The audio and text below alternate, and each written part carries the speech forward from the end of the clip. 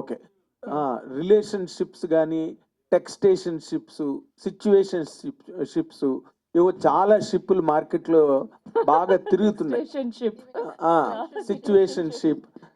I spoke to Sakshi also during my interview this. ఇప్పుడు ఈ present ఈ ట్రెండ్స్లో ఈ అమ్మాయిల్ని అబ్బాయిల్ని ఈ కథ ఏ విధంగా ఇన్ఫ్లుయెన్స్ చేస్తుంది అంటే, from the point of feminism, what will you answer? Thank you for this question అండి. ఓకే, నేను ఈ కథ విన్నప్పుడు నాకు before I met my director, కొంతమంది I spoke to some people.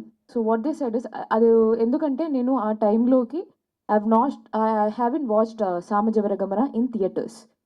So ఇలా నరేషన్ జరగబోతుంది, so I want to know how is the director అంటే, చాలామంది చెప్పిన ఒక సెంటెన్స్ ఏంటంటే, he shows the heroine in the right way అన్నారు. So that is one thing I was looking forward at that point. ఇంకోటి ఏంటంటే, political correctness అనేది, మీరు ఆ ఫెమినిజం గురించి మాట్లాడేప్పుడు, లేదంటే ఒక political in the sense of feminism, gender politics, we cannot, I am saying that when I heard the story, I felt that it is. మీరు తెలుగులో మాట్లాడితే ఎక్కువ రీచ్ అవుతుంది. ఓకే, అదేదో అలా వెళ్ళిపోతుంది, అందుకని సో నాకు అనిపించింది ఏంటంటే, ఇట్ వాస్ కరెక్ట్ అని నాకు అనిపించింది. అంటే ఇది మీరు అనుకున్నట్టు ఒక ట్రయాంగిల్ లవ్ స్టోరీ, లేదంటే ఒక అబ్బాయికి ఉన్న కన్ఫ్యూషన్, అంటే ఈ అమ్మాయిని సెలెక్ట్ చేసుకోవాలా, ఆ అమ్మాయిని సెలెక్ట్ చేసుకోవాలా, ఒక వెయిటేజ్ దాన్ని పెట్టి, అది కాదు. నో, అది మనం చాలా మాట్లాడాము ఇది. సో ఇట్స్ అబౌట్ ఒక జర్నీ ఆఫ్ లైఫ్లో మనం తీసుకునే డిసిషన్ని బట్టి హౌ థింగ్స్ గోస్, అది ఎలా హ్యాండిల్ చేయాలి అనేది కథ. Okay, I wouldn't have committed this film if I felt that there was something politically incorrect in it, especially in terms of relationship. Okay, adi I'll tell you, it's about, ippudu oka mana society ki there are some things that are good. Okay, we cannot deny the fact that eppudaina cinema will influence society in some way. Influence ante ade oka cinema chusi people will completely change annattu kaadu. But these are small things. ఒక thought process అయినా start అవ్వచ్చు, ఒక cinema చూసి, దాంట్లో ఉన్న ఏదో ఒకటి చూసి people can start thinking about it.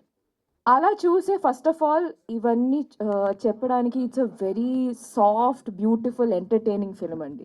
కానీ దాంట్లో కూడా హీ మేడ్ షూర్ దట్ ఆ ఫిలింలో ఇద్దరు హీరోయిన్స్ని పెట్టి వాళ్ళకి ఒక మంచి క్యారెక్టర్లు ఇచ్చి, beautiful ending, beautiful way in which all the characters has beautiful ending. అదేదో ఒక ప్రీ క్లైమాక్స్, లేదంటే ఏదో ఒక మొమెంట్లో సడన్గా వెళ్ళిపోయినట్టు కాదు ఒక character.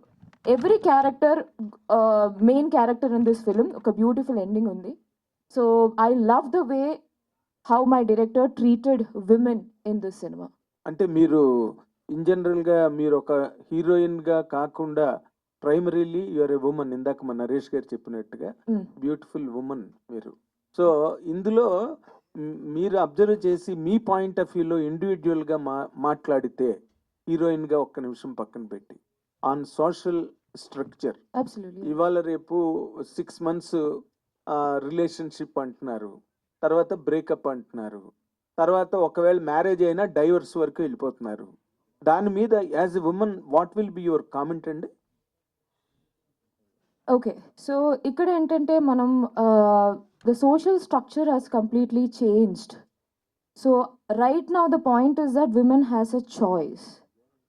They have a choice. వాళ్ళకి ఒక చాయిస్ ఉంది లైఫ్లో ఏం చేయాలో. అంటే ఒకరిని if something is not going, ఒక రిలేషన్షిప్ అవ్వచ్చు, మ్యారేజ్ అవ్వచ్చు, ఒక రైట్ డైరెక్షన్లో అది వెళ్ళట్లేదంటే they make the right choice rather దాన్ అది ఒక toxic రిలేషన్లోకి it shouldn't go in a toxic direction, but women are making choice. So that's what my point of view about it. Good luck, all the very best. Thank you so much. Naresh garu edo cheppబోతున్నారు. నాగేంద్ర గారు, ఈ cinema release అయిన తర్వాత